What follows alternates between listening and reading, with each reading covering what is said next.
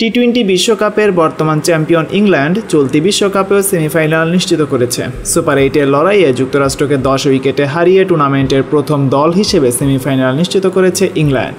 Kensington ওভালে toss হেরে প্রথমে bat করতে নেমে 18 ওভার 5 বলে মাত্র 115 রানেই অল আউট হয়ে যায় যুক্তরাষ্ট্র। নির্ধারিত ওভারের আগেই যুক্তরাষ্ট্রকে অল আউট করার পেছনে মূল ভূমিকা পালন করেন ইংলিশ পেসার ক্রিস জর্ডান। ইংল্যান্ডের হয়ে আন্তর্জাতিক ক্রিকেটে প্রথম বোলার হিসেবে হ্যাটট্রিকের দেখা পান এই পেসার।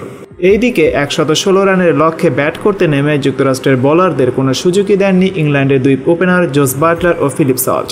বিশেষ করে ইংলিশ অধিনায়ক জোস বাটলার ইংল্যান্ডকে সেমিতে নেওয়ার মূল নায়ক। মাত্র 38 বলে অপরাজিত 83 রানের ইনিংস খেলেন তিনি, যেখানে ছিল 6টি 4 এবং 7টি 6। যুক্তরাষ্ট্রের পেসার হরমিত সিংয়ের এক ওভারে 5টি 6 হাঁকিয়েছেন বাটলার। দুই ওপেনারের বিধ্বংসী ব্যাটিংয়ে 10 উইকেট ও 62 বল হাতে রেখেই জয় পায় ইংল্যান্ড। তাতে সেমিতে যাওয়ার সমীকরণের আগেই জয় তুলে নেয় দলটি। ইংল্যান্ড এই দিন বোলিংয়েও ছিল দুর্দান্ত। ক্রিস জর্ডান হ্যাটট্রিকের পাশাপাশি 2 ওভার 5 বলে 10 রানে নেন 4 উইকেট। আদিল রশিদ 4 ওভারে 13 রানে 2 উইকেট পেয়েছেন। স্যাম কারানও 2 উইকেট পেয়েছেন। তবে দুর্দান্ত বোলিং স্পেলের কারণে ম্যান অব দ্য ম্যাচ নির্বাচিত হয়েছেন আদিল রশিদ।